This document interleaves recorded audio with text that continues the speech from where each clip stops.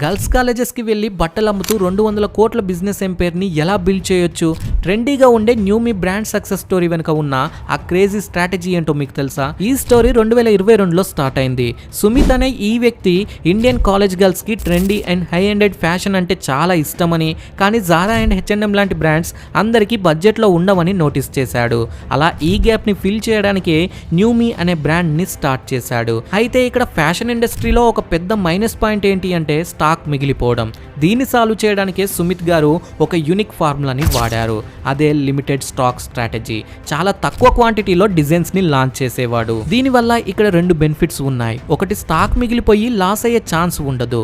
రెండవది, స్టాక్ అయిపోతుందేమో అనే భయంతో కస్టమర్స్ వెంటనే పర్చేస్ చేస్తారు. ఫ్రెండ్స్, ఇక్కడ అందరూ కస్టమర్సే షాప్ కి రావాలి అని వెయిట్ చేస్తూ ఉంటే సుమిత్ గారు మాత్రం షాప్ నే కస్టమర్స్ దగ్గరికి తీసుకువెళ్లేవారు. ఇండియాలో ఉన్న మేజర్ యూనివర్సిటీస్ అండ్ కాలేజెస్ లో పాపప్ స్టోర్స్ ని పెట్టేవారు. డైరెక్ట్ గా టార్గెట్ ఆడియన్స్ కి బ్రాండ్ ని ఇంట్రడ్యూస్ చేసి అక్కడే వాళ్ళతో ఆర్డర్ ప్లేస్ చేసే ఫెసిలిటీని కల్పించాడు. ఈ smart marketing and fast fashion speed వల్ల ఈ రోజు న్యూ మీ యాన్యువల్లీ 200 కోట్ల రూపాయల రెవెన్యూని జనరేట్ చేస్తుంది. ఒక బిజినెస్ సక్సెస్ అవ్వడానికి షార్ట్ కట్ లేదు, కానీ స్మార్ట్ స్ట్రాటజీ మాత్రం తప్పకుండా ఉండాలి అని సుమిత్ గారు నిరూపించారు. ఫ్రెండ్స్, మీరు ఎప్పుడైనా ఈ న్యూ మీ బ్రాండ్ క్లాత్స్ ని ట్రై చేశారా? చేసి ఉంటే కింద కామెంట్ చేయండి. అలాగే ఇలాంటి మరిన్ని వీడియోస్ కోసం ఛానల్ ని సబ్స్క్రైబ్ చేసుకోండి.